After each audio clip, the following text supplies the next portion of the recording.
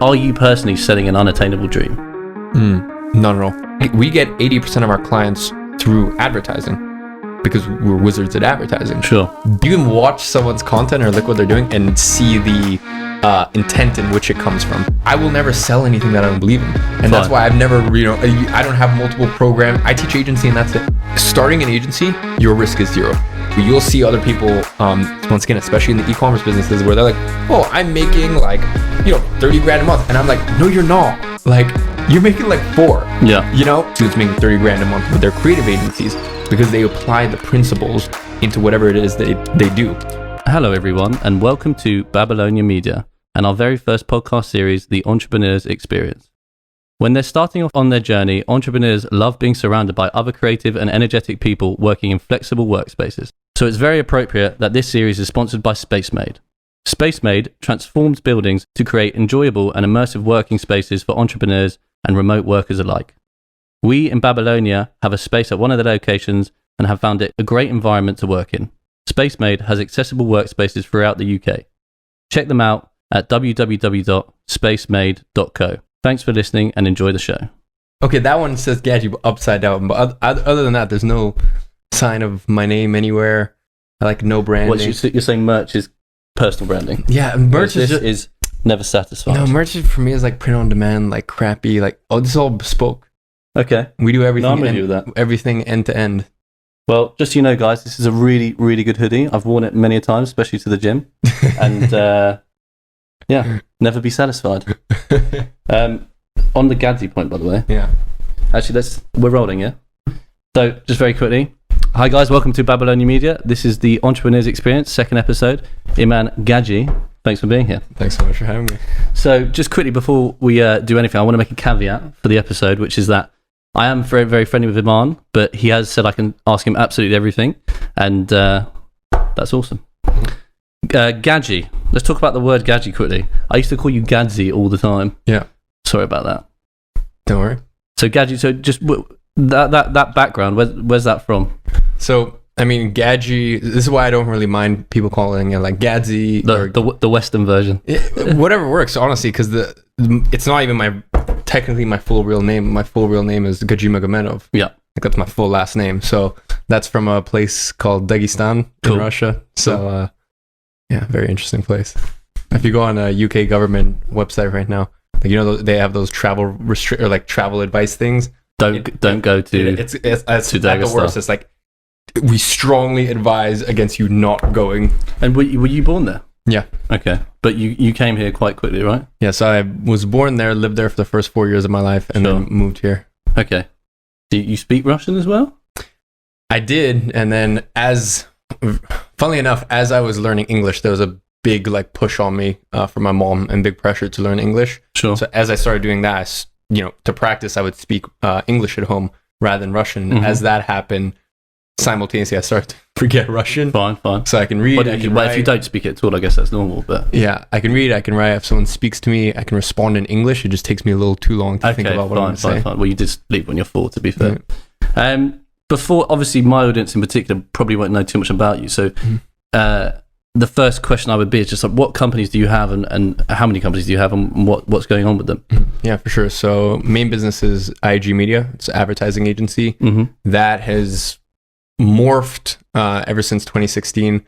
That started in August of 2016. And at the time that started... Which you started when you were very young, right? Yeah, I was 16 at the time. Okay, so just for perspective, guys, Iman's 20 now. Yeah, I'm a decade older than him. Anyway, sorry, carry on. So yeah, started that, and at the time I didn't really know what...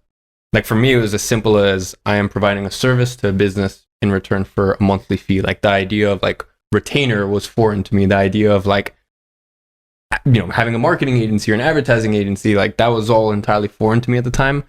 So I signed my first client of August 2016, and for the next year and a bit, I was just solely a creative agency. And you were still at school at this point? So I was in school. I ended up dropping out of school in March of 2017.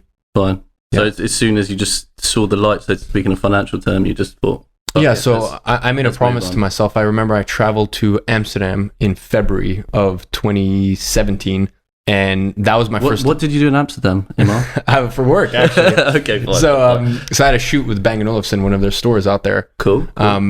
And that was like the first time I ever got technically like paid to travel. And I just thought it was like the coolest thing ever. And I made a promise to myself, as I remember I was sitting window seat, I made a promise to myself that like once I get to a point where I have 4 times my monthly outgoings, and including rent, because at the time I was just still living at home with my mom. Once I had that in either a deposit, in either written contract, or an actual lump sum, then I drop out of school. And how long did that take? 6 weeks. Okay. So it wasn't a slow burner. No, my second big client, or well, actually not my second, honestly my first big client. So from August of 2016, I signed my first client, and beginning of March of 2017 is when I signed my second client, a company called Athlete, now rebranded to Gemflow. It's funny, they used to be a client of mine, now I'm a client of theirs.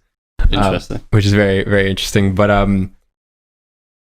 I signed them, and then within the space of 7 days, within 7 days, I signed 3 more clients. And at that point, I had 4 clients. I was making around $6,000 a month. And that was, you're saying 6 weeks in? Yeah, 6 weeks after making that promise to myself. Just on that point of, the early business side, obviously, I even doing this now with what I'm doing with Babylonia, it's really interesting. And I've obviously done other businesses before, smaller ones, not so creative or whatever it may be. But I find, even in this one and in past experiences, that the early stage of the business is such a balancing act that obviously the obvious thing of being very organized and good preparation is essential. But lots of small targets seem to be easier than the bigger picture. Like write the bigger picture at the start for sure, but and put it down and have it in your head and have that sort of working document. I'm assuming you've got something similar. But for me, and I'd be interested to know what you think about this, especially when you were so young, and organization for a teenager is not necessarily the easiest thing to accomplish. But I find smaller targets, initial targets, really, really work for me. And just occasionally I'll look back or take a moment and say, oh yeah, this contributes to that bigger picture. But that has been essential to me in this business so far, and we're extremely early. So is that something that works for you a lot? Yeah, 100%. As you said, especially in those early stages, it's all about getting those initial early wins and getting into, I think the book's called The Winner Mindset or something like that. But basically that goes into the science and the psychology behind, or it's called the winner effect. Okay. We will actually get into books a bit later, guys. Amazing. Yeah. So, with that being said, like I needed to kickstart that process of the winner effect. I needed to get those first few wins under my belt and prove that to myself. Mm-hmm. At that stage in the business, there was no point, dreaming ahead to like, I'll get to a point where my team is now 10 this month. And, Did you even have a bigger goal at start? Or was it was just literally just get this done month by month, because you had that urgency? It was more just let me get a bit of money and let's keep going. And then you developed a bigger picture later on. Whereas for me, it's been the opposite, not necessarily in a bad way, but I've really got a bigger picture. But obviously I understand the smaller goals, but I've really thought that out. Whereas were you just straight month by month, so to speak? Yeah. So for me, I always say people do things out of inspiration or desperation. And like starting my business. Good phrase. I like that. Okay. My business was not out of inspiration. I was like, this is awesome, blah, blah. Like it was out of pure desperation. Yeah, it wasn't so much visionary. It was just, I need a practical business. And like, that's the thing. When I signed my first client, like I didn't realize what I was embarking on. Even when I signed my second, third client, like I didn't like, now my industry, having an agency, and especially the way that I run things, lean boutique agency, remote agency, it's referred to as, SMMA or advertising agency, or like there's a name to it. At the time, I didn't realize I was starting an advertising agency or like for me, it was literally just like, and also it's grown so much in the past few years anyway, that there is more terms for it. Whereas maybe when you started, was there even those sort of terms out there? I think what's changed over the last like 3, actually just had my 4th anniversary as an agency owner. Congratulations. Thank you. Like when I started, things were simmering here and there, but for the most part, like most agencies, and to be honest, even to this day, 95% of agencies are the really just archaic, old office. I mean, maybe not so much anymore offices, but like offices, 20, 30 staff. Like my, I call him my product manager, but really he's my COO. He worked at one of those agencies. In fact, I actually interned one day. It was at Times Magazine, their marketing subsidiary. Okay. I firsthand got to see like what a slow, archaic, just poorly run agency looks like. And the worst part is an agency, most agencies out there are operating at 5 to 15% margins. I don't think that's okay. Yeah, I mean, I agree. I mean, I don't obviously know a huge amount about your industry in general, but everything I've done from, restaurants and events, anything below 20, and including real estate as well, actually, anything below 20, it's really hard to justify the risk. And I know to some extent, something like yours, in the early days, it's not too risk heavy, but anything less than 20% to me just almost seems alien. Yeah, and those businesses that, decided the risk was worth it, especially in a time like now, and especially over the next 24 months, I'd say they're going to hurt. Okay. Just you said archaic, which is obviously an interesting way to interesting term for businesses. What are they doing that's archaic in your opinion, and what you're doing that's so different, and how many, should we say, competitors are out there that you really feel are direct competitors that are doing similar things and really innovating the market? Yeah, so I mean, the biggest issue that you're going to find is the fact that you go to most agencies and they're going to sell you on all these different packages, and they're also going to try to upsell you on all this extra crap, and they do 8 different things, the full service agency. And so elaborate on that a bit. So you're saying when you say the full service, they do 8 different things. What do you mean? They'll do your social media marketing, management. They'll do your ads, but then they'll also create content for you, and then they'll also maybe do your SEO. And we do one thing, and that's it. We run paid traffic for one sort of client, and that's it. Anything either side of that, not interested. No. And we just won't take on. Why that decision? And did you have a moment where you were trying to be that classic, do absolutely everything, or was it very much you recognize even from an early stage that just keeps your niche? Because I know some people, I know I even said before we were on air or recording, that what I'm trying to do is actually kind of the opposite, in the sense my niche is that I don't really have a niche. It's about conveying ideas, but you were always stuck on that niche straight away. No, so when I first got started, the first year, to be honest, it was kind of like I'll work with anyone that wants, like, will pay me. You know what I mean? And I was signing good, at the age of 17, I was signing good retainers, 2,500 pounds a month, 1,900 pounds a month, 1,500 pounds a month, those stack up. But there was no process. I remember I got to a point where I was making 10 to 15K a month at the age of 17, dropped out of school. Which is obviously wild numbers for age and the stage of the business as well. Yeah, exactly. And I was just like, I just feel like a slave to the business. For me, I'd say honestly, one of the most important things about having a business owner, I feel as though, is that certain self-respect, like being able to look yourself in the mirror and know that you are a respected business owner, you're respected in the marketplace, and the market values you.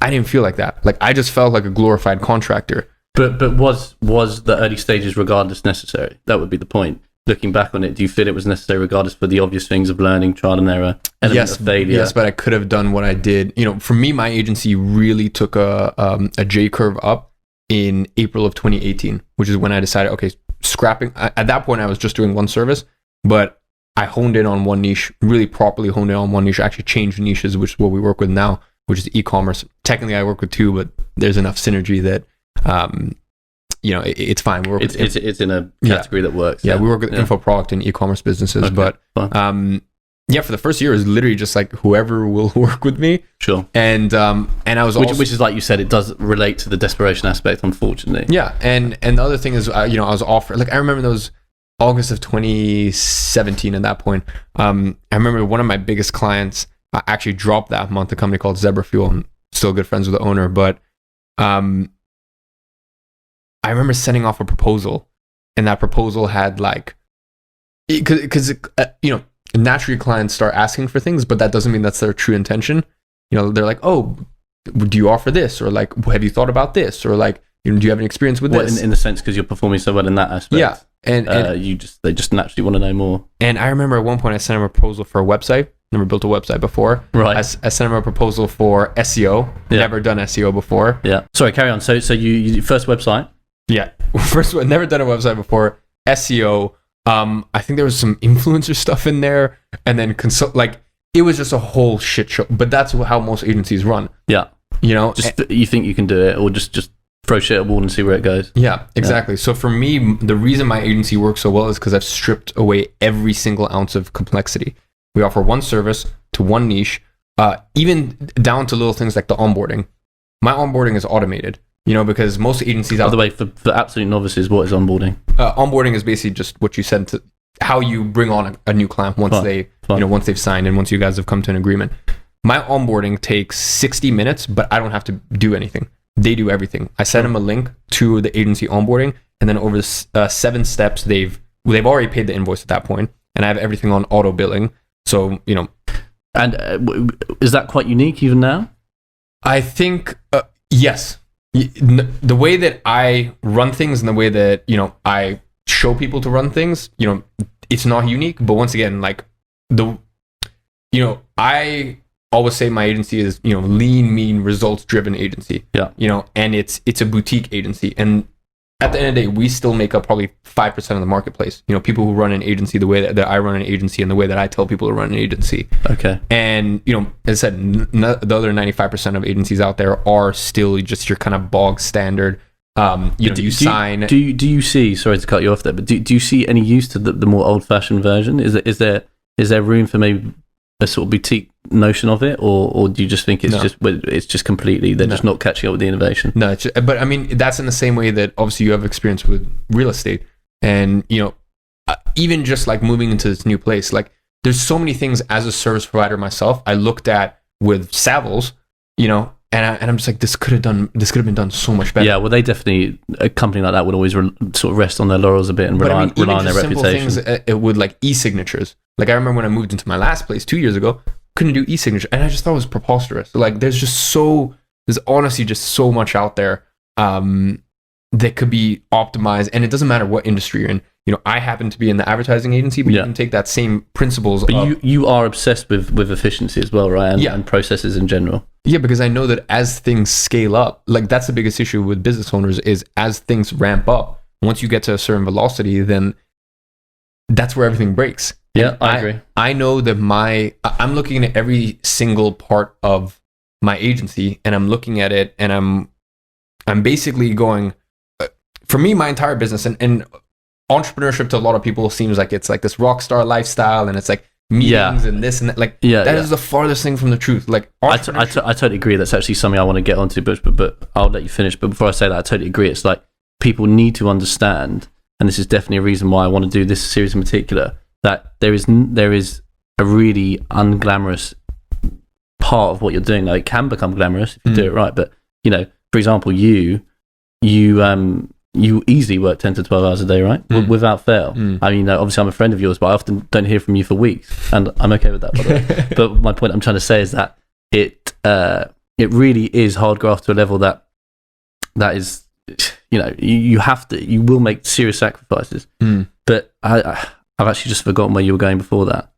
Processes, that sort of thing. No, I was just saying with entrepreneurship, it's not like this rock star lifestyle, and it's like if you've got an entrepreneur and look, there are different stages of entrepreneurial journey, but like for me, from zero until at least 7 figures a year, as an entrepreneur, you should not be going to, like, if you're an entrepreneur and you're going from meeting to meeting to meeting, like I know for a fact you don't have a successful business. Like that is for a fact. I know you don't have. There are those meeting hounds, so to speak, who just think, go meeting, chat shit for a while, and I will do. Go have a drink at Soho House. Exactly, and schmoozing is great. Connect.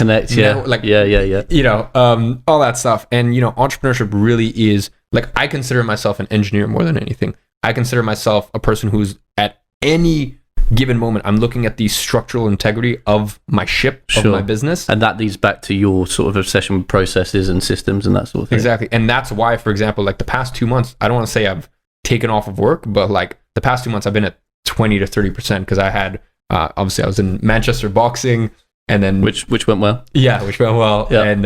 And then, moving it, like, I had other life things that came up, and my ship was still sturdy because I know that, I'm looking at the ship as a whole, and then I'm looking, for me, really in the agency, there's sort of 5 parts. There's lead generation, there's sales, there's service delivery, and then there's kind of like operations. My operations are as tight as they could potentially get them. Like, my onboarding is just, revamped it again this year. My onboarding, my communication, the reporting, we revamped this year. All that is 10 out. With the knowledge I have right now, 4 years experience, that is a 10 out of 10. I can't do anything else. So now I know that there's only really 3 other aspects of the agency for me to look at and go, okay, how can I improve the structural integrity of this? Sales, that was one thing the last year I was like, it's good, but I know I can make this better. Revamp the sales process, move to a different sales process. My CMO does the first 15-minute demo. I do the call now, and the way that I've actually sold is different. I heard that you're not into cold calling that much. It's not your thing. I'm saying that based on this could be complete bullshit, but obviously when researching you, so to speak, there's quite a lot of videos saying you're not really well. There's one kid in particular, I'm sure you know who it is, who goes, Iman doesn't cold call. How does he not cold call? Is that bullshit or? No, I don't cold call. Okay, but that's like, once again, you need to, in the same way you need to find what niche works for you, you need to find what outreach method works for you. Agreed. So we get 80% of our clients through advertising because we're wizards at advertising. Sure. But also you need to, like I might be spending $1,500, $2,500, $4,000 to acquire a new client, but I know that's fine because first of all, we sign clients on 3-month minimums. This year, I also moved to signing clients on either 5 or 6 month minimums. So I know the minimum lifetime value of a client for us is never below £20,000 ever, like ever. Even on a 3-month basis. Yeah, even on a 3-month basis. Okay. Awesome. So if it's a 3-month basis, then I kind of refit or like rejig or you just the get it down. Yeah. Fine. Well, either longer with the lower minimum, and if it's, for example, if it's 3-month basis, then we might do something like our minimum retainer, $4,000 a month plus percentage of return on ad spend. Fine. So what you're saying is you balance it out. So if there's a lower time, you might do a touch more on the retainer aspect. The rest is longer. Yeah. Naturally, you would. But most of our clients are staying past that minimum term, anyways. Mm-hmm. But for me as an advertiser, because I said I'm going, there's a trough. Like that's my own money I'm posting up. But anyways, my point is, ever since beginning of 2019, that's how we get 80% of our clients. Prior to that, it was outreach. Now, one thing I will say is I never did any of the cold calling, but back in 2017, from September of 2017 to it would have been March of 2018. For that 6-7 month period, I had someone cold calling on my behalf. Like, a lot of people know from my community, Esteban. So he was my appointment setter. So yes, I wasn't doing it myself, but that was a form of outreach. And at that time, we were working with gyms, and that was the best medium to reach them. Now, how am I meant to cold call someone an e-commerce business or an infoprog business? It's impossible. Yeah. So in my need, that's why, people want simple answers. Yeah, it's discovery at the end of the day. Marketing is discovery, advertising is discovery. So if you just put out the best form of discovering someone, which I think you do anyway, from what I can see, it makes the most sense, obviously, alongside delivering a product or delivering a service or proving the numbers is huge. I wanted to touch a bit more on what we talked about a few minutes ago with regards to the concept, which I know bothers you as well, that entrepreneurship is not glamorous. I would ask a question that I hope isn't too invasive, but I'd really like to know your opinion, is that, are you personally, and I know occasionally you might get a bit of criticism for this in say the YouTube world, but are you personally selling an unattainable dream?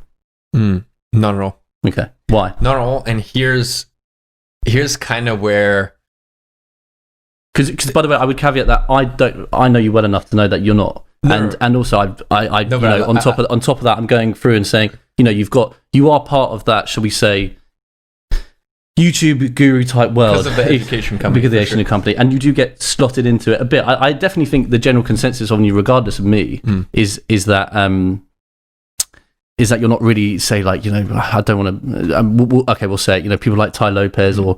Who's that crusty guy? What's his name? John Crestini? Is that his name? Sorry, whoever you are.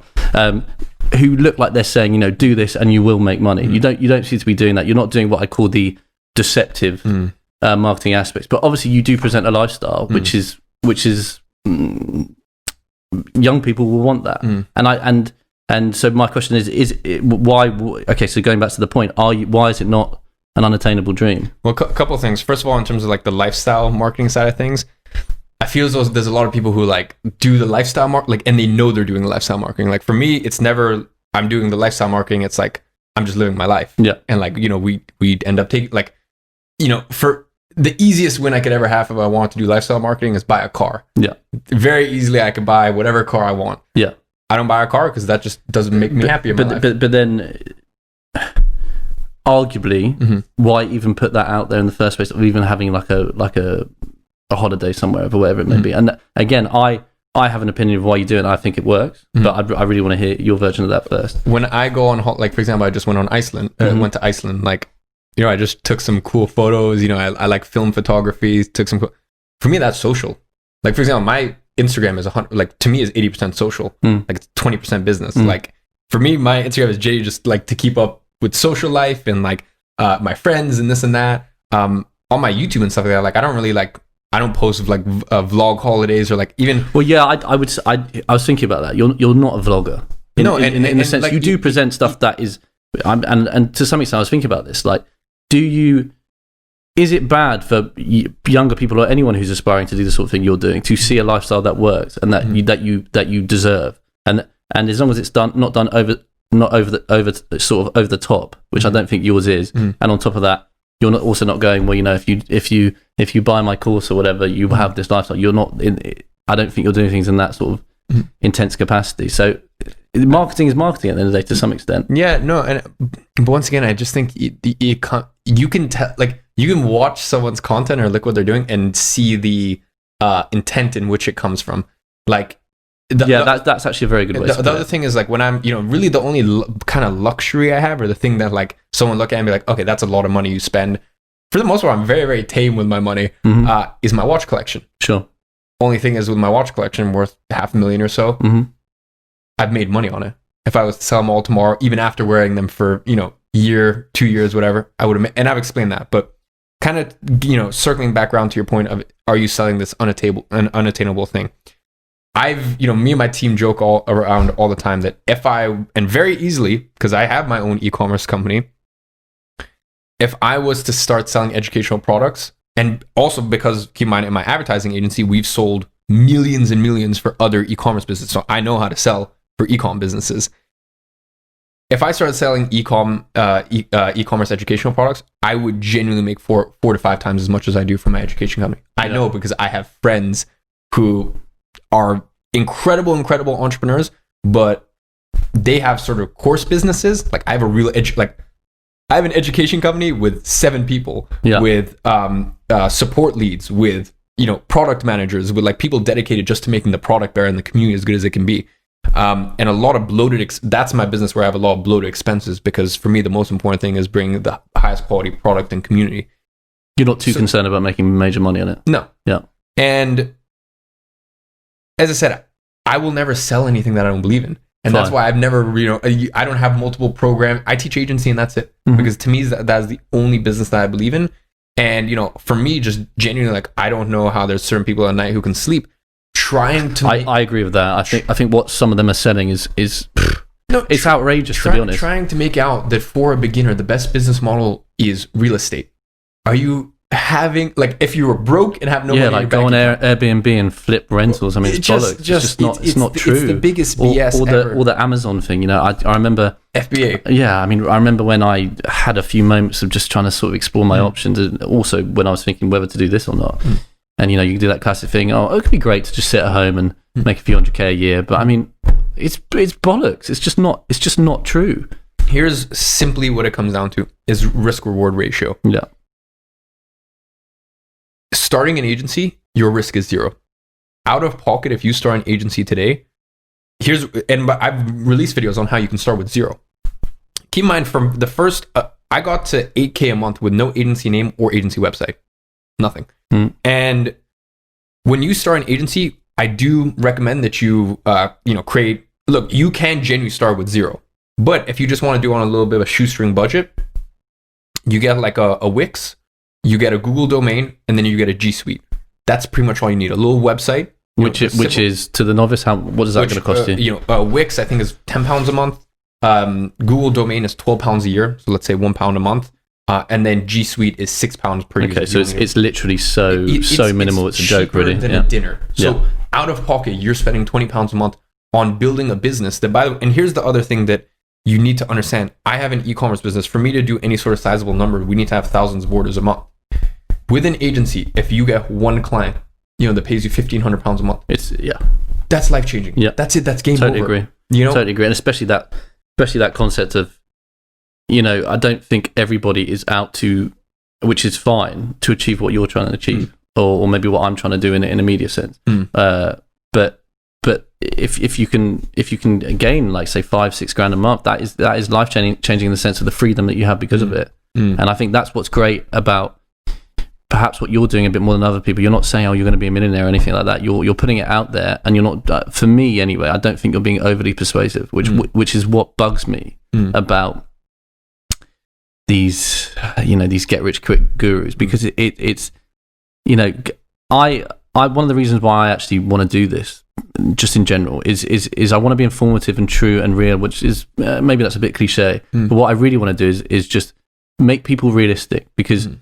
life is fucking tough. It's just a fact. And it will not be a smooth road. And if it is, I mean, even you, who's done stuff so early, and this is not something we're going to talk about or broadcast, but you've had some real tough occasions in your life, and you're still making plenty of money in the background. Yeah. So I want people to know that. And I also, for me, when I've had tough or tumultuous moments, interesting enough, for whatever reason, I'm sure a lot of people have this as well. Podcasts, interviews, documentaries, an element of YouTube, because I found the right content, really, really helped me. And what I mean by that is, I wasn't in some awful depressed state, but when I really wanted to find out what I wanted to do, or was wondering that, that sort of classic existential thing that happens in life, where you go, what do I really want to do? And that sort of aspect of life. And I obviously had the knowledge of, think about what you're good at, what your skill set is. Is there something that actually you care about, what's purposeful, and what do you enjoy in other industries that you've seen before, and these sort of combining aspects. And that is so important to me with what we're doing now, which is why, again, thank you for doing this. I'm so pleased, because it's really, really important to stress the point that, number one, not many people achieve even what you've done in your time. And that's not a problem. It's really, really not a problem. But the biggest thing we can only hope to achieve is some sort of freedom. And I think that's what you, in a should we say calmer manner, put out there, which is the big difference. Yeah. Plus the other thing is, I am trying to give people a realistic timeline. If you go on, I have a second channel where I do student interviews every single Tuesday. One of my favorite things is bringing on students that have been the toughest cases. I had a student that did not get a client for 18 months, and I have it on there, and that is probably one of my proudest testimonies. And that's so illustrative of the point, right? That you must be aware that there's not some dream effect at all. And I mean, I will say, when it rains, it pours, and that's negatively and positively. Yeah, agreed. Within 30 days, he was making $7,000 a month. Right. So yeah, it's just stick to it, and it will come true, so to speak. And the other thing that I would say, and my big statement is, I actually don't really care whether you have an advertising, like, go do something else. What I'm saying, the core of it is service-based business. If you are starting a business, is the best business to start. I don't care if you're a personal trainer. I don't care if you have a marketing agency or advertising agency. I don't care. Like, also within, I own growagency.com. It's not Grow Your Advertising Agency. I happen to have an advertising agency, but I have students of mine, and once again, keep in mind, this is not everyone, but I have students of mine making $80,000 a month with their web design agency. I have students making $50,000 a month with their graphic design agency. I have, students making $30,000 a month with their creative agencies, because they apply the principles into whatever it is they do. So, the real point that I want to get across is, honestly, I couldn't care less whether people have an agency or not. I want you to have, the point is, have a service-based business where there's a huge, there's an infinite reward to risk ratio. Sure. I want you to hedge your risk, because here's the thing, I find this is why I get so worked up, or I'm just I don't know how you can sleep at night, claiming that, this business model, for example, FBA, something where you're $3-4 grand in the hole because you have to buy product. I know, because with my e-commerce line, yesterday we just launched a new product in masks. With every single product line, I'm 5 or multi-5 figures in the hole in terms of product cost. And I don't see that flip over in revenue for 30 days, 60 days, 90 days, sometimes even 6 months. We had a delay, obviously, with the whole thing going on with the world. That I won't mention for monetization purposes. Yeah, fine. So I know what comes with those other businesses, and it's not glamorous. And the other thing that I would say is, if you spend 1 year, regardless of results, I don't care whether by the end you're making 20 grand a month or profit. And by the way, that's the other thing with my, when in my community, we only talk profit. So you'll see other people, once again, especially in the e-commerce businesses, where they're like, oh, I'm making 30 grand a month. And I'm like, no, you're not. Like, you're making 4. Yeah.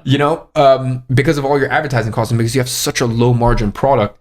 And that's the other thing is people, I'll see this a lot. There's a lot of just obviously, kind of being in the space, which I'd really try to stay as far away from possible. Well, it's inevitable. You're gonna fall into it a bit, but I still do think from everything I've looked at, I wouldn't say you're labeled in that circle. I've made and I don't really network too much in my industry, to be honest. But I know the ugly side of a lot of stuff. There's a lot of people in e-commerce who are say, oh, look at me, I did $1 million this month, but they also don't disclose the fact that they literally spent 700 grand to get those results. They are net negative on that ad spend, but they've used that. They don't mind because now they can say, oh, I made $1 million in a month. I made $1 million in 1 week. And then now they can use that as a case study to then go ahead and sell their program without disclosing the fact that they actually lost money on that. Yeah, you can't do that with possibly even still in the negative, which is why maybe they're doing that. Yeah, because they need to fucking get some cash quickly. You can't do that with an agency. It's just so much more pure. And the real point that I was trying to get across is, I don't care what business model you're in, whether that is, and once again, I just find it preposterous that some people are claiming that real estate is a business model for it's not. I agree. I mean, I would just sort of interject there and say I thought that years ago, and it's just not. It's something when you've got money and you really understand and you've got money to risk, and on top of that, you need assets regardless. Yeah, that's when you look at it. Get involved in it early, learn how to sell, but don't put your own money, because number one, it's so vast. The only thing and on that top works, of that, yeah. The only thing that works for real estate is deal sourcing. Yeah. But then now you've gotten back to my original point, which is you are providing a service for someone, and there's no cost associated. Well, so completely, yeah. If you broker certain deals, you're loving life. Yeah, and you've completely no risk at all. Yeah, you've mitigated your risk or alleviated all risk, and the upside is there. So once again, that once again proves my point that when you start a business, when you're beginning, at the beginning, you should be a service-based business. I don't care if that means advertising agency or brokering deals. Yeah. But the principle of how you do it is the most important thing to you. And the other main thing that I think is so important and is such a big takeaway is, if you are an absolute beginner and you start any of these other business models and you go a year,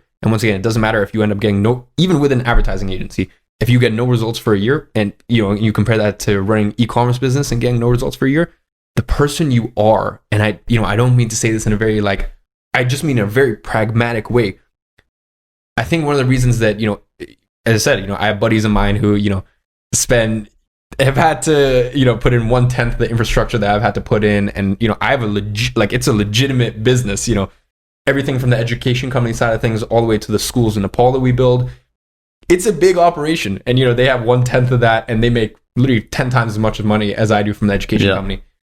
And once again, that's because e-commerce sells, because it's the idea of you just hop on your computer, throw up some ads, and that's it. You're a millionaire. Yeah. With the agency, I know it's not appealing to most people, but hey ho, that's life.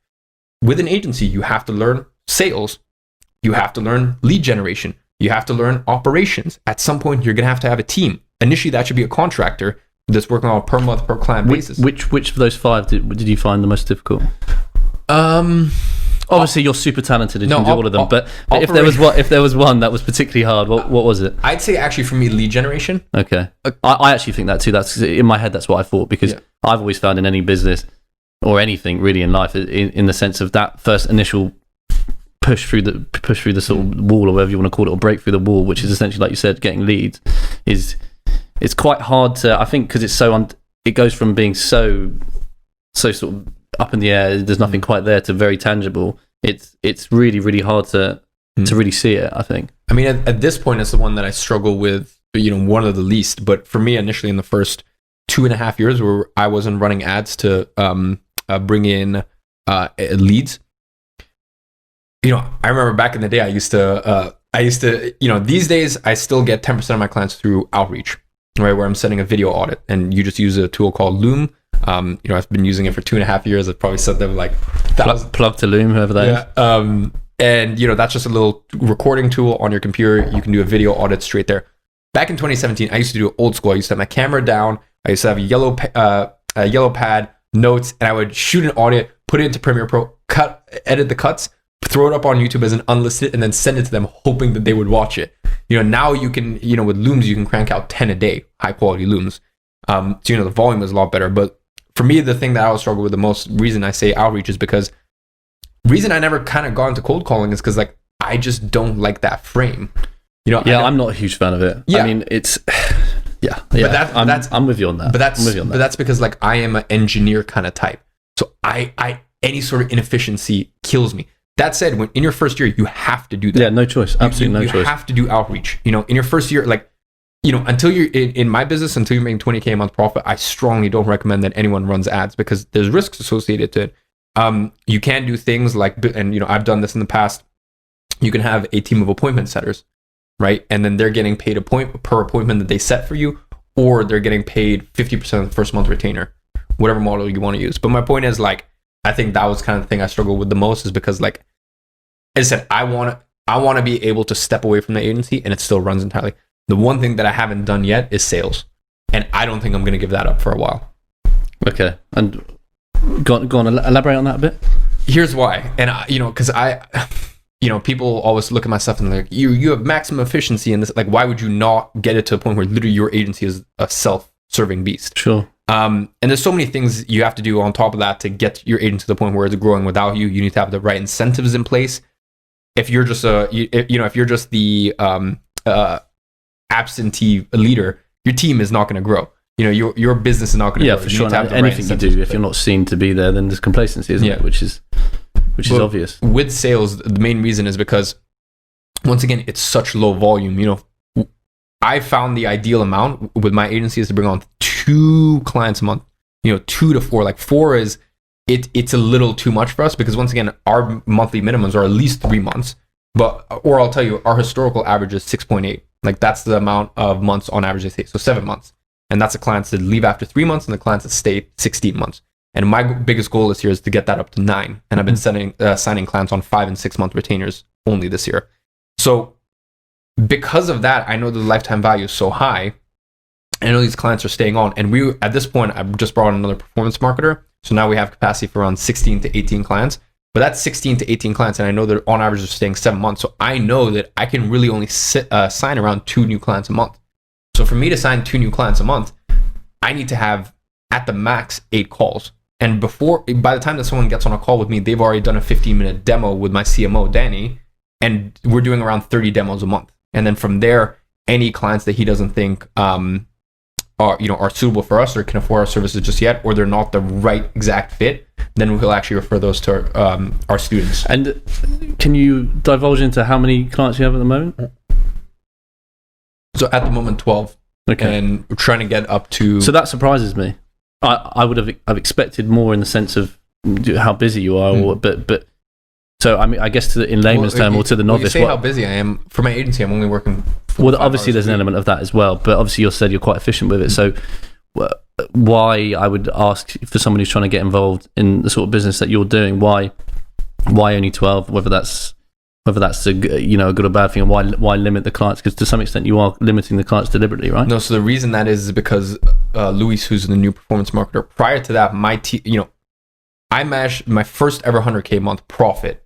I will say that's dollars though, just to inflate my ego a little, but I still yet to hit 100 grand profit pounds. But okay, soon. The exchange rate's good at the soon come. But once again, I always speak in profit. No business owner out there ever speaks in profit. They're always like, revenue. But not so much now. I think old school. I wasn't close enough there.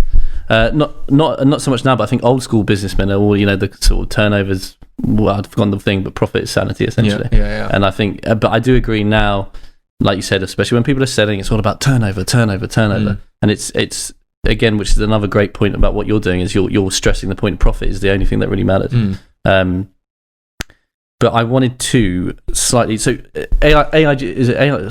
No, IAG, sorry. AIG is a different company. Yeah, a little bit bigger. Yeah, a little bit, but you'll get there. So, and then what are the other companies? So you've got your educational company, yeah, which is course-led. Is that right? In what sense? In the sense that, what I was going to say, you've been selling a course before, right? Yeah. Am I being a complete novice there? Is that right? Yeah. So the education company is basically the whole system. Yeah. Well, what I say is, what's the breakdown within the media space of what you're doing? You've got an educational space. You've got the ad agency. No. So the education company is totally different. It has a different name. Oh, I know, I understand that, but it's within your company structure. Yeah. Company structure. Fine. Yeah. So I've got right now it's iag-media. So that's the advertising agency, grewagency.com, and then Gadzhi, which is the clothing line. Okay. Yeah. The merch. Merch. No, I'm joking. Sorry. So, could you elaborate on the educational side a bit more, in the sense of, obviously that is obviously connected to what you're doing in Nepal. Mm-hmm. Is that right? But at the same time, you're selling courses online, mm-hmm. and I guess the first question would be, we talked about other courses and people who are selling not fraudulent, but slightly, dream courses that get you somewhere very quickly, get rich quick sort of schemes. What would you say is different about your course specifically compared to them, and then what's the aim of the course in general? Yeah, so the main thing is, first of all, you always just got to look at the person who is basically runs the company, and the biggest thing is the fact that I still actively run my agency, and it's growing month on month. What I was saying earlier is the reason we're only at 12 was because our maximum capacity is 8. And we only brought in Luis 60 days ago at this point. So now we have the capacity for 16. Prior was only ever 8. So we're getting up to that 16 number. So that's the direct just cost of the employee and how effective they can be per. No, it's just one media buyer can only handle 8 clients at a time. Yeah. After that, then things just kind of go to hell. Sure. Okay. And I pushed it before to 10, and it was too much. So the main thing that you need to look at when you're deciding, what sort of online educational program to look at is who's actually running it. And as I said, the thing is, I still actively run my agency, and you can go on my YouTube and you can go back, and I've still left all my old videos up, and you can go back to 2015 when I'm going to the gym and I'm talking about, how I can't afford to buy new books. So I go to Brixton Bookmongers, and I didn't know that. Yeah. I didn't know that. Yeah. Okay. Fine. Go look. I've still got all my videos up from 2015, 2016. In fact, right now with Tristan, we're editing up. We're going to do like a 1 hour long video and shows, because a lot of people aren't aware, but a lot of people do look back and they're like, "Holy shit! Like this, I can see the full. I can see you in the office of your first big client. I can see you as you signed your first client. Yeah. I can see you as you talked about how in 2016 you want to make 15 grand. And that informative journey is so important from anyone observing. I think. It's because every single thing I've ever done is documented. And then, as I said, the main thing is I still actively do what I teach. And, the funny thing is, on any given month, May was a little different. And August was back to normal. On any given month, I'm making more profit from my agency than I am my education company. Now, one thing I will, even though top line revenue is a lot bigger for the education. But one thing I will say is the cost is so much higher and so on. I'm an idiot with the education. Like, I have 7 employees. Yeah. I have 7 employees. I have, extra staff that just totally isn't necessary. I'll spend 20 grand on a party for my students. And, people have done that before, except then they upsell their 20K pack. But I didn't sell anything. The only thing I sold was early prototypes for the Gadzhi clothing line. And all that money went to charity anyways. And obviously, just the fact building schools in Nepal, like that's not cheap, to build the infrastructure to have 2 schools so far. I'm literally just about to wire the payment for the 3rd school, for 1,000 kids. So just the educational company that you have, mm-hmm. Is there a particular amount of, should we say, profit or turnover that is directly going to go towards Nepal no matter what? Yeah. Is that how it works? Yeah. So it's 10% minimum, but if I'm being honest, last year it was closer to 25%. Okay. And just on the Nepal point, how many times have you been there now? Once. Only once. I remember seeing that. Was meant to go again this year. Right, okay. Soon enough. But they're still building regardless, right? Yeah. Okay. Just on a more personal level, on personal satisfaction and everything else, what was it like going to Nepal and seeing it? Because I have to say, when I saw a video of you there, it was however you produced it, doesn't matter. Something that beautiful is something that beautiful. And I thought, wow, that must have been an amazing feeling on your personal level. And similar to, I'm sure when you see students achieve a lot. It must be personally really quite a beautiful thing to watch. What was Nepal like on that aspect? Yeah, it was nuts. It was nuts, and I think it was such a beautiful moment because me and the team run everything remote. So first of all, I brought my team out, and just like that's the thing, when we're working on our computer, and when I'm taking sales calls, or when Danny's running ads for clients, or Kieran's writing copy for clients, or like whatever, or Max is having sales calls, or whoever on the team, like we don't realize what that is actually accomplishing. Like we're just behind a screen. Like we don't realize that has tangible results. Those tangible sort of purposeful points are huge. I mean, that's, again, we'll talk about it more, but that's kind of what is really important to me with what we're doing. Even this conversation, with someone watching this, it will be, and if we can then end up seeing that and seeing how it's affecting people or hearing it, will be huge. But sorry, carry on. So those two really pivotal moments in last year for that was, number one, the party, GYA party, because it was just like, we only had space for 150 people that, and once again, didn't charge for that. That was totally free. Like that just sold out. They were booked out, in like 2 seconds. And, seeing everyone face to face, like that was just incredible for myself and the team. Yeah. It must be so, I mean, that's the first time you did it, right? Yeah. Quite overwhelming almost. Yeah. No, it was. And it was a very similar sort of thing with Nepal. And, I think it was so beautiful for me, but I was equally as happy. I was equally as happy for obviously the impact that we made there, but then also for my team, because as I said, like I want to have a yeah, that's huge on a company level for your employees as well. If not just the owner being yourself, but everyone else. Yeah, I think that will, on a separate point, employee psychology, that's going to keep them there for longer because they've actually feel that there's something really, really, really important and what's going on. And for me, it was just like I've wanted to build a synergistic business. So the whole point with the education company is we give you 10 times the sort of education that universities could give you for 1/50th or 1/100th of the price. So we are already changing lives in such a ridiculous way. Yeah. But it's for someone who has access to internet and a computer. Not everyone has that. So I always wanted to have, the whole idea with the education company was to build the best online education company out there, the best online programs. And then from that, take a considerable amount of the profits and then use that to build schools and use that to help and build a synergistic flow for people who don't have a seat at the table. We are there to help people who have a seat at the table, who have, all you need is internet and a connection. That's it, But some people don't have that. And I've always wanted to do something for those people. Yeah, so it's that point of, obviously, like you said, it is quite easy to go and at least start something, in the sense, like you said, it costs very little, but then you're thinking a stage down from that. There is a whole side of the world that can't even get to that level. So that was your real sort of foresight there. And even going there, like that's the thing, a lot of people will just like, throw some money at Red Cross and this and that. Like, no, bullshit. Also, charities now are so big. Where does that go? And I've always thought that as well.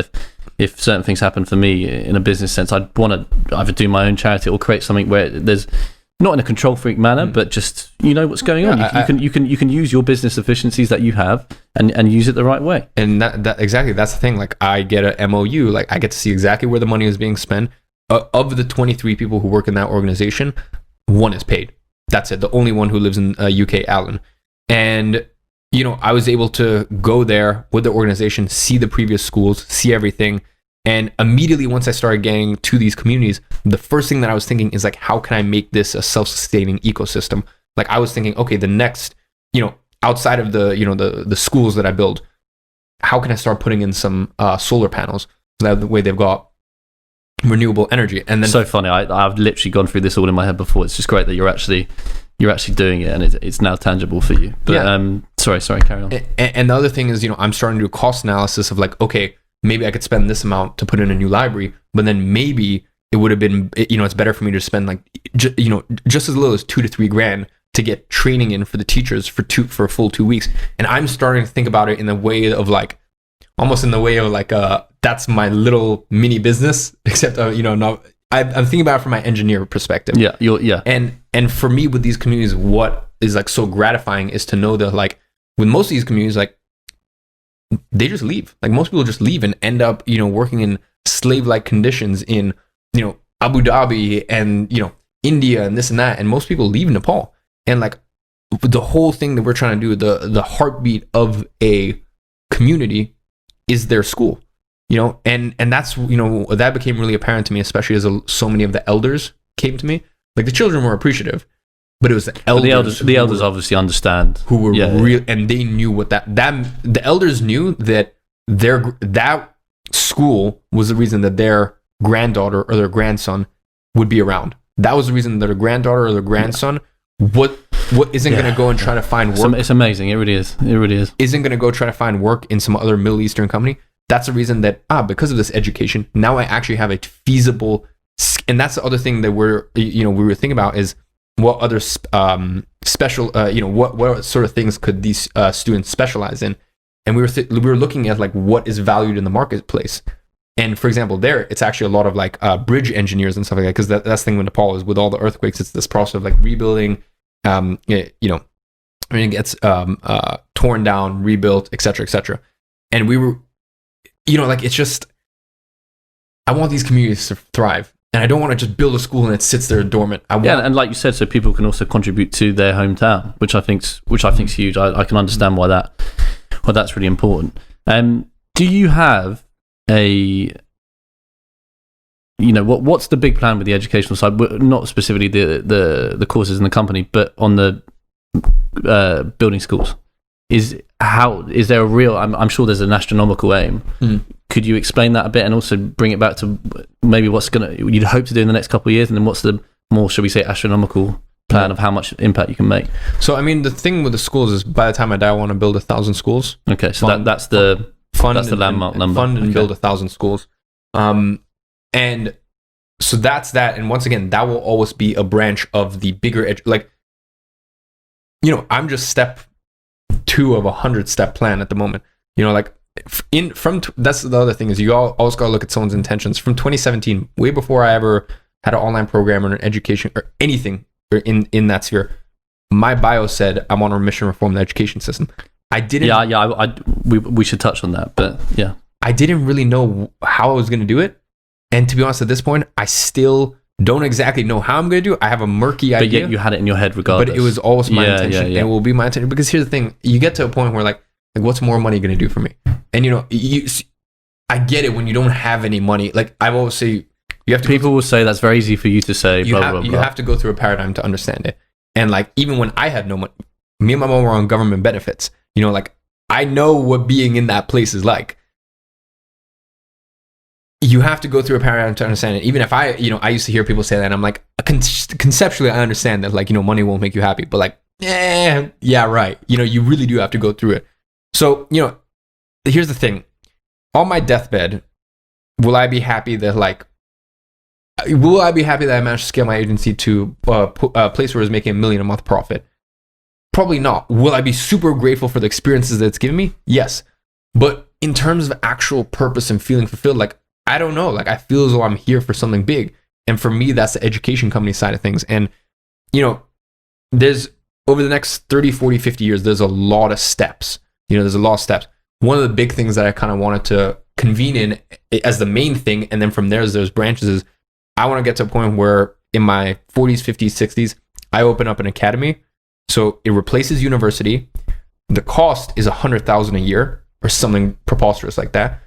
And for example, someone like myself, I would pay for my kid to, you know, for the people that can afford it, they'll very happily, they'll pay $100,000 a year or $200,000 a year or whatever it is for their kid to get the best possible education. You leave that university or you leave that academy with zero qualifications whatsoever, but we have the best meditation experts on earth. We have the best people who have actually built businesses, and that's why the fees need to be so high, because if someone's actually done something, they're going to cost money. The best biohacking experts, the best mental health experts, the best accounting experts. Like, I want the best of the best, and you leave. You know, one of the things that's so sad to me is thousands of years ago, education would have been, you picked your school of philosophy, and then you went to go study philosophy. And philosophy doesn't have this convoluted thing that it is today. Philosophy was how do you approach life? What's your intentions through life? What do you do when someone insults you? What do you do when you're having financial difficulty? how do you deal with finance? Like, it was literally it was a school of life.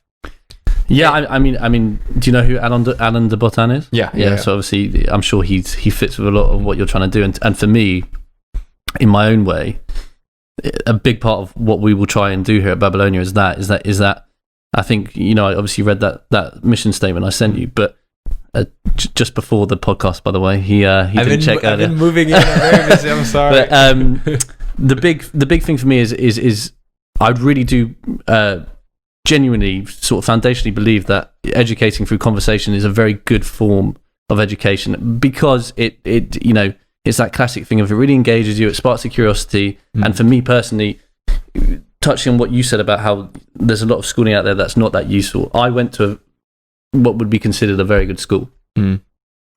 But it was amazing socially. It was amazing. It gave me great opportunities and things like that with regards to people I knew and so on and so forth. But I didn't leave with any, I'd say, core interests. And that leads back to the point about doing these podcasts and interviews, and hopefully then doing some more in-depth documentaries, is that I really, really did, and I'm slightly repeating myself from before, but I just want to stress the point a bit more, that everything I've learned in my mid-20s was through listening to other people. And that's why you're doing a certain route, but if we can also educate in this manner, this will be great, and it's very important to me. And it is definitely a form of neuroeducation alongside what you're doing, which is obviously fantastic. And on that point, you know, I know you do masterclasses. Do they, and I've been thinking about this as well, as in an event space, how useful can it be? And then obviously you've got certain conferences where it's loads of people, and there's a bunch of experts you speak to, but you don't really interconnect with them. And I think if we were to ever get to a stage where we do events, I'd want them really small and really, I guess, intimate, and give people a chance, and not necessarily, because I remember you saying masterclasses for you aren't really about the money at all. You charge a decent masterminds. Masterminds, yeah. But people use masterclasses, right? So when you do those, it's not really for money, is it? It's simply just interaction. I'm obviously you make a bit of money. It's a fair amount in a cost perspective. It breaks even on my time. But that real integration is really what's helping people grow, right? And it's the conversational aspect. And once again, I do my masterminds 5. It's 5 people, 6 max. Yeah. So how much money can you really make out of that? I don't do events, because once similar sort of thing, like, okay, great, I'm going to speak on stage and this, like, but we're not going to be able to, you're not going to have a game plan by the end of it. So I do a 2-day mastermind. I don't even do them anymore. But did them, in 2018 and 2019. Now it's just not really worth my time, to be honest. But do you feel now and then you would always do one? I will always do one, because for me, there's nothing like that thrill of seeing a student face to face, and the interaction aspect, and the interaction, and like going deep, and by the end getting a problem, and like, because most of the time, people have, and I get to do that on my live Q&A calls. I have 2 programs. In one program, every 2 weeks I'm on there, but we have a call every week. My product manager does the one in betweens. The other ones, there's 2 calls a week. So I have a lot of on any given week, I'm doing 2 calls with my community.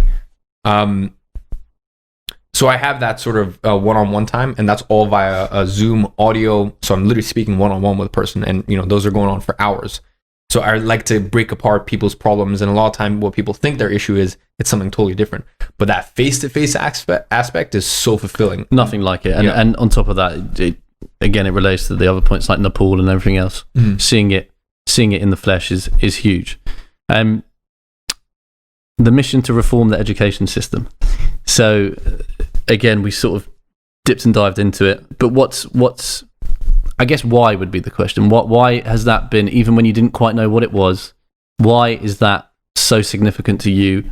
Does it have elements of what I said about how, regardless of I went to quite a good school, but I didn't really leave with interest, and obviously now we talk about this more privately, but everything from diet, a holistic aspect to life, which is so important, and I do really think people are starting to understand that more.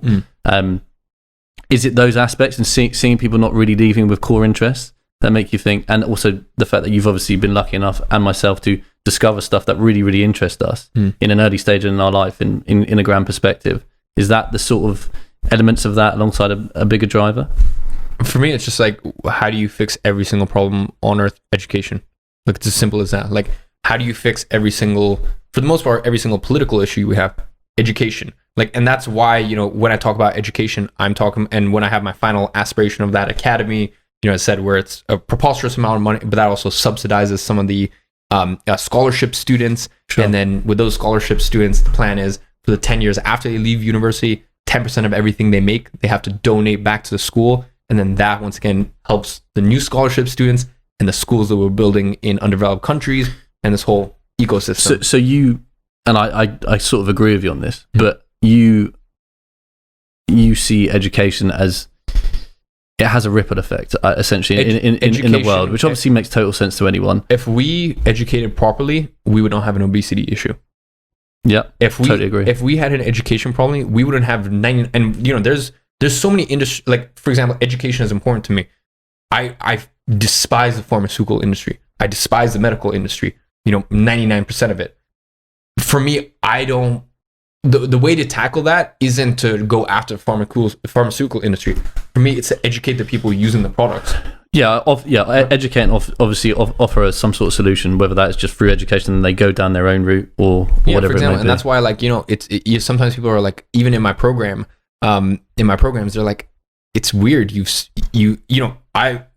In one section of the program, 1 week of the program, I'll spend 10 hours talking about how to optimize sleep, biohacking, meditation, how to get really zoned in on your phone. And, you know, it seems like it has nothing to do with business, but it has everything to do with business. It does. It completely does. And funny enough, when I was more your age, I didn't really care about that. And it only sort of, I'd say mid-20s, it really became significant because obviously I was always into sort of keeping fit and that sort of thing. But when you really start to understand, and I really hope that people listening to this who aren't there yet really take this on board. But when you really start to understand the full circle nature of being efficient in your life and business and the gratification you will get out of that, which comes down to the obvious points like you said, you know, being healthy in every aspect of life, mentally, physically, which means you do have to put in the work on the surrounding variables towards your business, which is you being the best person you can be, which means you need to be fit, you need to feel healthy, you need to feel alive and sharp, you need to have very good sleep.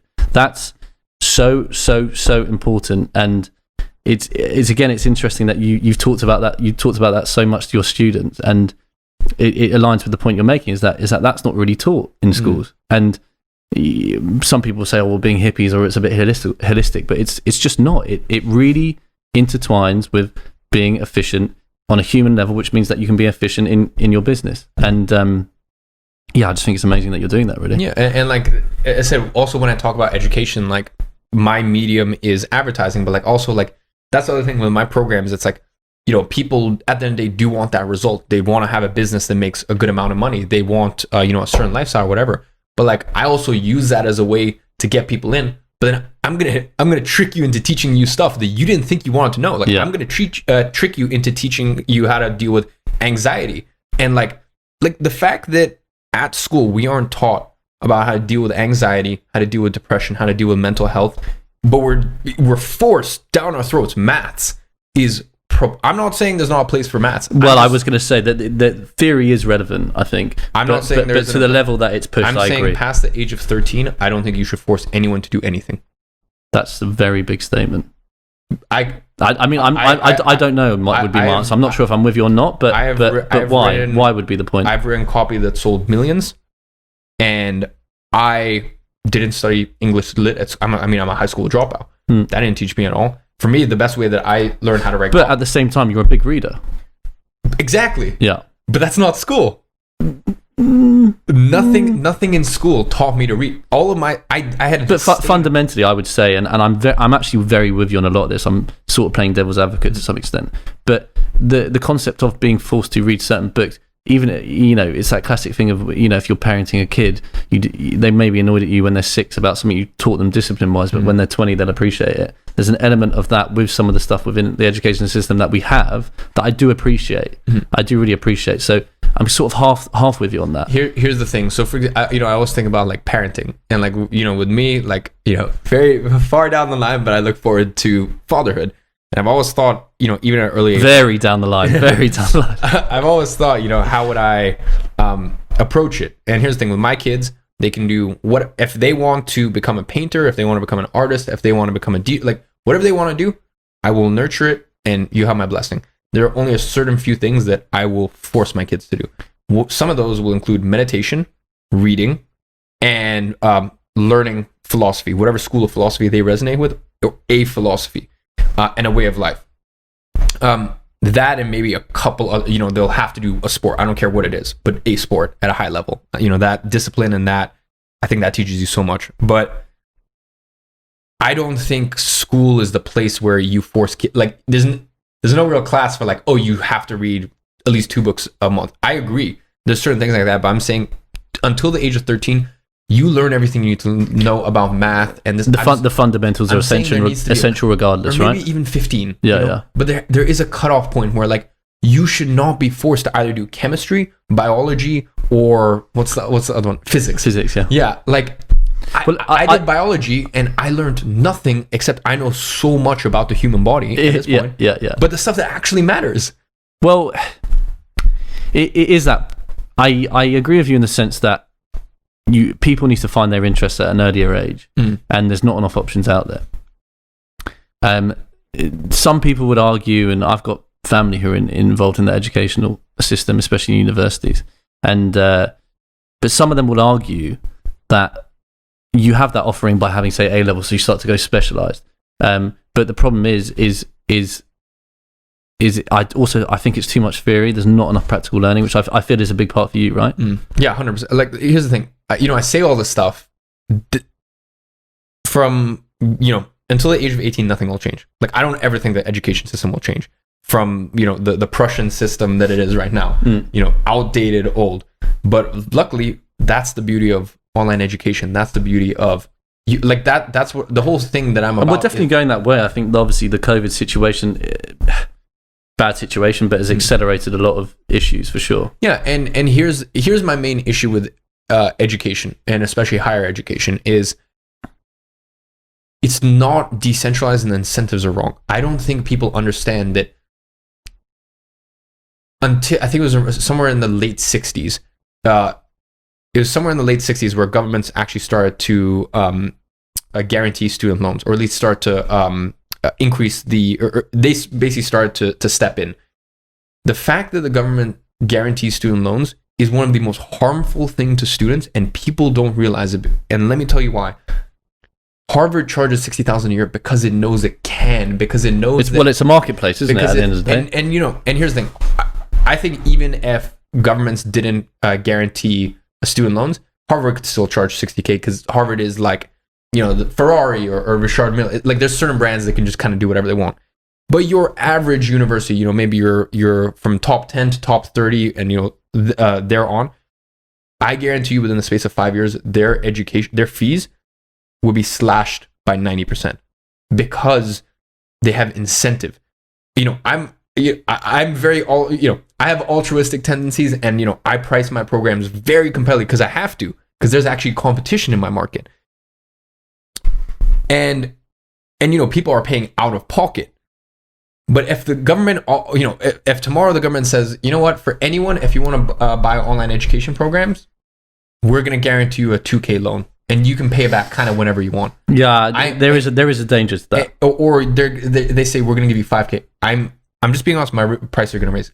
Because I know everyone it's a guarantee, because there's someone there to finance it. And that's also the other crazy thing about student loans, is like, people actually think they're free. So what, your qualm with it, I guess, is what it's encouraging complacency to some extent. Get government out of education, because they shouldn't be there. Yeah, for higher education, that is not the government. I mean, for the government, 80% of what the government does is not their role, and they don't understand. Like, if you actually look into if you understand what the government is there to do, 80% of what they do, they should not. What they've done is they've gone ahead and put their claws into different privatized sectors, for example, like education, and tried to get involved, and they've always made it worse. And my issue, as I said, with education is you've got these inflated fees and this narrative from the age that you're, from birth, that you have to go to university, you have to go to You're not school. going to achieve unless you go to university, or you're not necessarily going to get really where you need to be. And the thing is, with universities, there's no refunds. Yeah. There's no refunds. They don't have to track success. Good point. There's no refunds. There's no refunds. They don't have to track success. And the other thing is they just don't really care. And there's no incentive for them to care. Because as I said, they know that no matter what, and I think it might, even as the government still backs students' loans, I think at least even after the next 4 or 5 years, things are starting to change. But the other thing is the mentality of it. Like most students actually think that their student loan is free. Like most people, like, and not only like the student loan for schooling. It's true. The first time I took a loan, I just didn't really realize what it was, and as a result, for a while it took a hold of me. And then when you have that thing, 2-3 years down the line, you're like, oh shit, now I've actually got to do something. It's a fucking nightmare, and that's intertwined with the concept that you're quite young taking on that sort of debt, which I think is very dangerous. And on top of that, illegal. Well, almost, yeah, I'd almost be with you on that. And the second part is it's that default of, well, maybe I'll go do it because the money's free. Whereas if you really had to value, it's like that classic. It sort of reminds me of when some people say when you get your parents' money, you don't really care about it because you haven't earned it yourself. Same concept. Like if you don't really earn it, or the value of it because it is, like you said, sort of free, then it can wrap you up in debt. Number one, in the long run, but number two, you may do it by default anyway. When arguably some sort of maybe more local school or maybe academy or apprenticeship scheme would be so much more useful for that person. And yeah, I'm just totally with you on that aspect. And then on top of that, going back to sort of the Nepal incident, the Nepal situation, people should be, if people can contribute closer to home by educating close to home and then doing something within their community, just on a human level, that's better for that person. So yeah, I'm really with you on that. You've actually convinced me a bit more. Yeah, and here's the thing, like, an 18 or a 19-year-old, if they're trying to buy a 300,000 pound house or, a 150,000 pound house with no previous credit score or credit history, they're never going to get, and no earning potential. They make no money. They're never going to get approved. Why do we give that to students? And here's the thing, and then some people will say, I think personally, if you get a student loan, I either privatize it or the government can do it. But I also think they should look at what degree are you making and what's your earning potential, and then based off of that, give you either reject or approve you for a student loan. And then I know that there's going to be tons of arts students who are going to be like, no, that's unfair. I'll never get a student loan. No, because you know what's going to happen?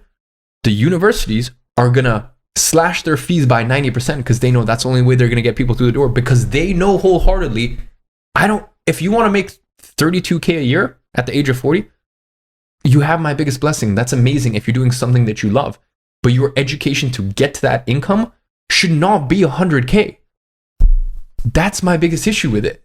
And that's, as I said, that's the whole thing with the education program, with the whole education company, is we are, for 1/100th or 1/300th or 1/30th, depending on where you are in the world, we're going to give you a better education, 10 times the education, in terms of, first of all, life experience, life skills, tangible life. We're going to teach you everything.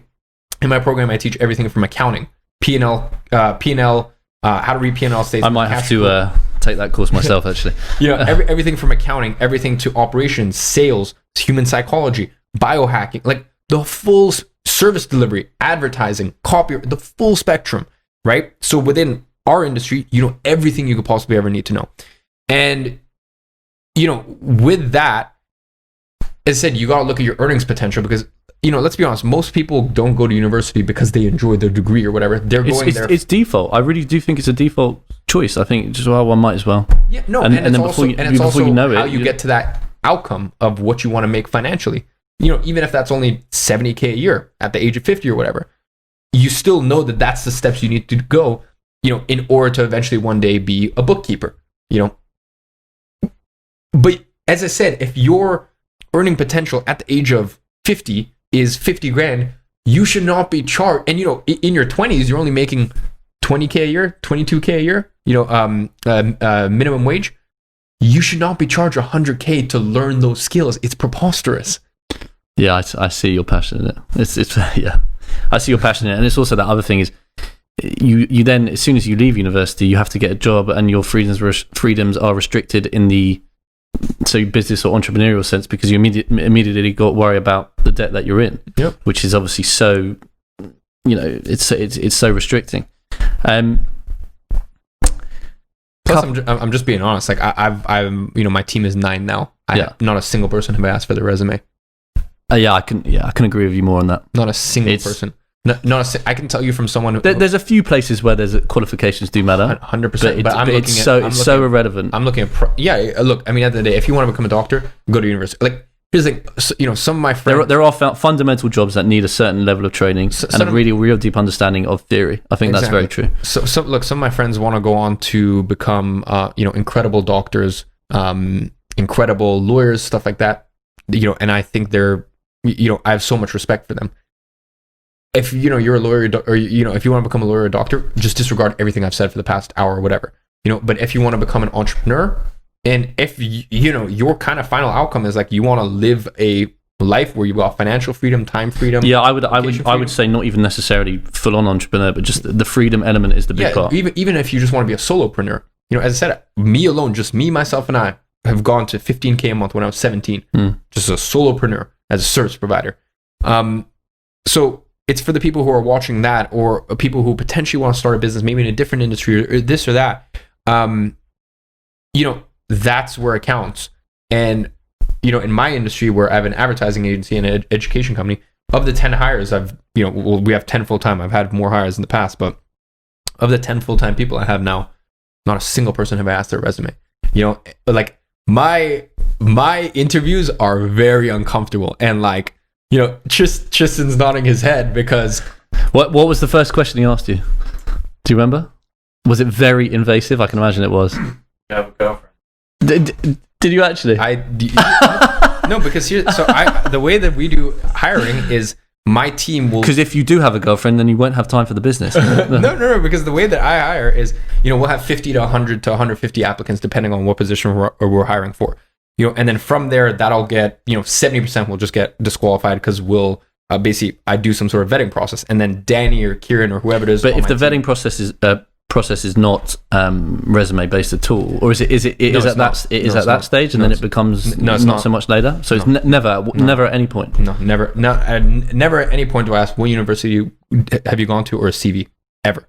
I will ask previous work experience and a myriad of other questions. Fine, so you're totally concerned with the practical experience. Yeah. And then from there, Danny or Kieran or whoever is on my team, relating to it, will do the rounds of interviews, and from 50 people, they'll bring it down to probably 5, right? And then from there, I'll do the second round of interviews, and then I'll also usually do a third round of interviews.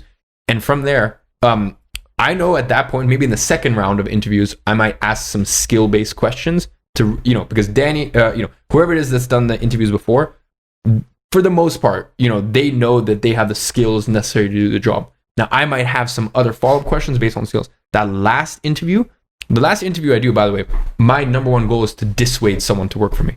Like, why?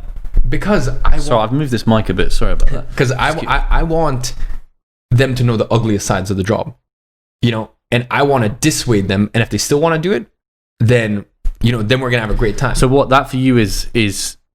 And that third interview, do they buy into it? Buy into the vision, I guess. No, because I want to give them a realistic situation. And I want to have their expectations here of what it's going to be like being a part of this organization, and then the reality to be here. And I'm also going to ask them really uncomfortable questions on their character and lifestyle. The reason for a videographer role, creative manager role, girlfriend is important is because the reason I asked is because we might be abroad for 4 to 6 weeks. So I asked that, and the follow-up question after that. So just to be clear, you don't have a girlfriend? Oh, you do? Oh. You've managed it well. Okay, fine. So the follow-up question after that was, what do you consider a long time away from your girlfriend? So these are some of the... So I guess, I mean, not trying to blow smoke up your ass, but that's quite, dare I say it, caring to some extent, because you don't want people to, you understand the need for a personal life and everything else. No, and other questions I've asked team members of mine. I asked team members of mine, how much are they paying rent? Who's paying the rent? If it's someone who's younger, or maybe they live with their parents, as an example. So you're really obsessed with I'm trying to understand the integrated aspect of them as a human and their human life, alongside if that fits with them as in a business circuit, in a workplace, and so on. When I'm hiring someone, first things first is I'm looking. At the end of the day, I need to know that they can give me what I want out of the role, but I also want them to know that I can give them what they want out of the role. It's synergistic. So that's where I'm asking those really uncomfortable questions. As opposed to the more classic view of just make me money. Yeah, exactly. Because at the end of the day, like my team have been around for a long time. You know, the core members, and like, you know, with my team, we talk in 10-year terms. You know, the plan is for everyone to be around for a long, long time. And it said, they need to be able to serve me, but then the organization and myself needs to be able to serve them. And then that's where you have really incredible company culture. So I ask some really uncomfortable questions, but that's because like I need to understand their logistics and their life setup, and then also character fit. And I'll, you know, it's funny because for some of the other roles, I even ask like dummy questions, or like questions to trip them up. Such as? Like, for example, for the media buyer role, you know, we just brought on a new media buyer. One of the questions was, how many times do you travel in 2019? And, you know, the answer, you know, for the most part, or like 70% of people I'd say were like, oh, I traveled, you know, to 7 different places, and then, or 8 different places. Or some people will say, oh, I only traveled once, but I'd love to do it more, because I can tell they're giving me the answer they think that I want to hear. The answer that I want to hear is 0. I don't want my media buyer chilling in Bali and this, like me and all the team are very boring. You know, we don't travel that much. We go to bed early. You travel for work, I guess, but travel for work if I have to. But you know, we don't travel that much. We go to bed early. We read our. So you're a very stats. exciting 20-year-old. Just to be clear, Iman. There we go. Yeah. You know, on the team call, we go. You know, I give every single one of my team members a Oura ring when they join the company, and because you want to know how they sleep. Yeah, that's one.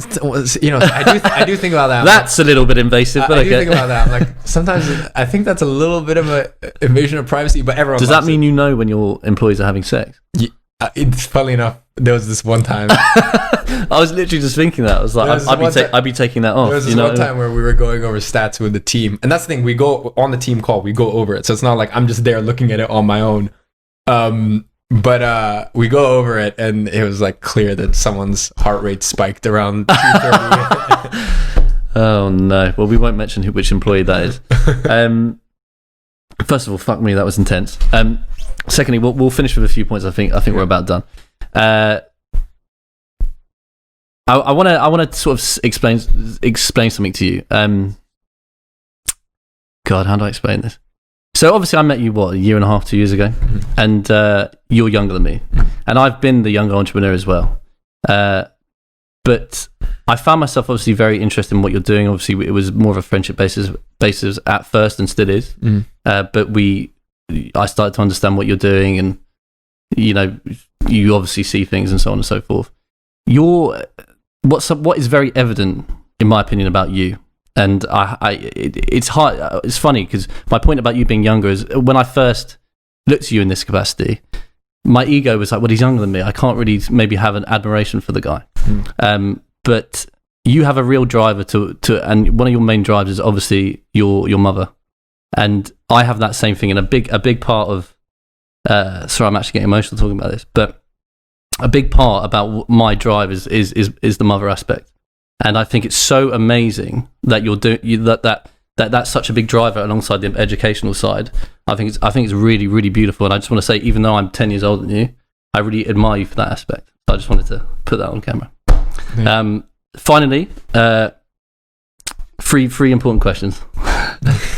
Big deal. 3 important questions. Sorry, I didn't plan that. Yeah, no. I just think it's amazing, man. I have the parallels that you have in the sense that I have a single mum background, and you know, not saying my dad was around and stuff like that. That's cool, but my mum did work very hard on her own, and everything she sacrificed, which gives me the freedom now to have an entrepreneurial spirit and have the freedom to not necessarily worry about every aspect of work or financial elements from day one. That's been huge for me, and I see you go through that, and the fact that you've done it so long, I think people should really know how amazing that is. I think and I think people should really understand that like you said, that required real grit. It was not glamorous. What you have now is you have an element of glamour, but your commitment to who you are is so amazing to watch, even for someone who's older than you. It's a big deal. But listen, 3 last questions. Number 1, who's business idols?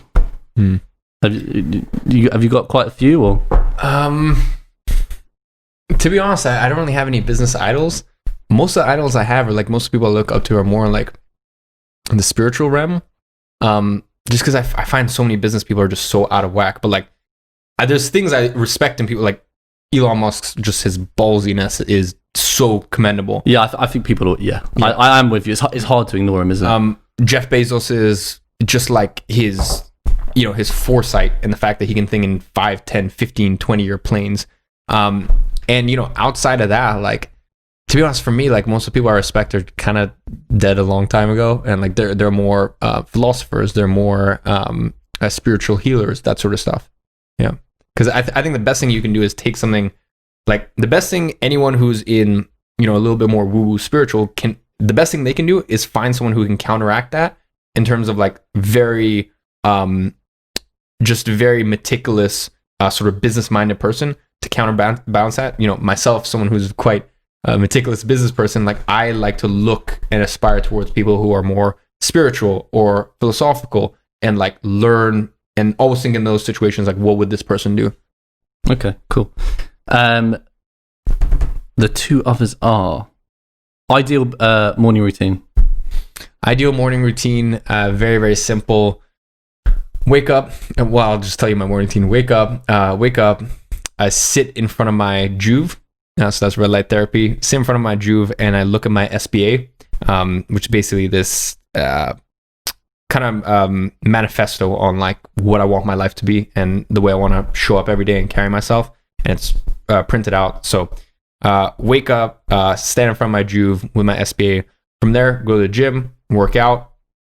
After that, come back, cold shower, meditate, and then get to work. And do you do it every time? Yeah. You're very, very efficient in that no matter what. Yeah. Okay. Only thing that I'm starting to think about potentially adding is after my workout, steam room, sauna, and cold plunge. Yeah. But most of the time I like to do that in the nights. Okay. And the third question was, I've forgotten. Oh, yeah. 3 favorite books. What? So we'll do it now. The last question is, what are your 3 favorite books? Not necessarily business books in general, but just books that really, really caught you. So it could be a mix of both or whatever it is. Reality Transurfing. By? Crap, I always forget his name. Russian dude. Okay. It's actually a Russian book translated. Mm-hmm. But it's kind of 5 books to put together. Nuts. Psycho-Cybernetics. I think it's Maxwell Schultz or something like that. Okay. But yeah, just look up Reality Transurfing, Psycho-Cybernetics, and then outside of that, either Way of the Superior Man, David Data, or...